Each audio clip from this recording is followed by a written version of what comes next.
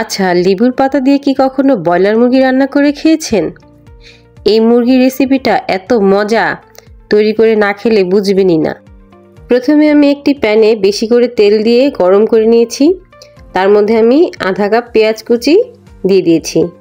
এবার পেঁয়াজটাকে খুব ভালো করে নিয়ে আমি বেরেস্তা করে নিচ্ছি। রান্নার শুরু এবং শেষের জন্য আমি ভালোভাবে পেঁয়াজটাকে বেরেস্তা করে উঠিয়ে নিচ্ছি। এই যে ভাজা হয়ে গিয়েছে, এবার আমি এটাকে উঠিয়ে নিব। এবার কেটে ধুয়ে রাখা মুরগির মধ্যে আমি একটু লবণ আর একটু হলুদ মাখিয়ে এক পাশে রেখে দিব।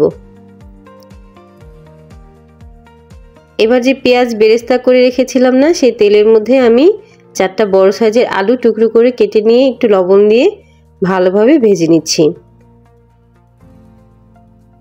এই যে আলুটা ভালোভাবে ভাজা হয়ে গিয়েছে, এগুলোকে উঠিয়ে নিচ্ছি।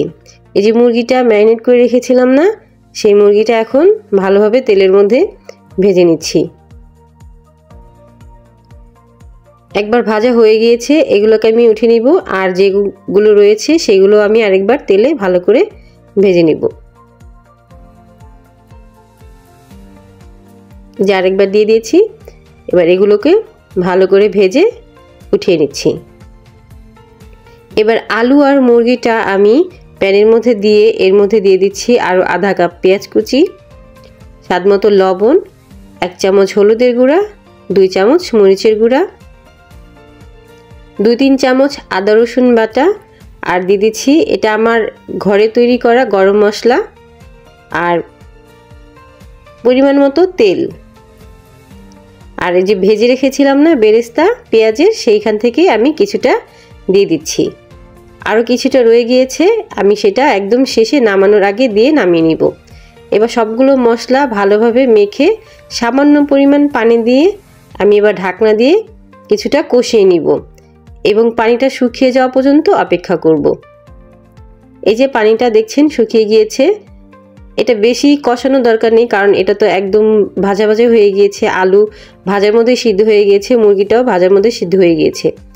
এবার আমি পরিমাণ মতো পানি দিয়ে এবার আরেকটু ঢেকে তরকারিটা জাল করে নিচ্ছি। এই যে দেখুন আমার তরকারিটা প্রায় হয়ে গিয়েছে। এই পর্যায়ে আমি লবণটা দেখে নিয়েছি হয়েছে কিনা, আমার লবণটা ঠিক আছে।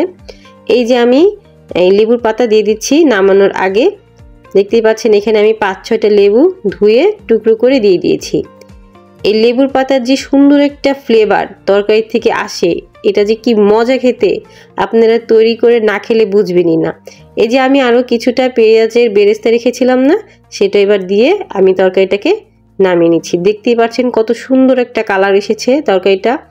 আর লেবুর পাতা যখন দিয়েছি না, তখন যে কি সুন্দর একটা গ্রান এসেছিল, বলে বোঝাতে পারবো না। রেসিপিটা কেমন লাগলো? ভালো লাগলে লাইক কমেন্ট শেয়ার করে দিবেন আর সাবস্ক্রাইব করে আমার পাশে থাকবেন।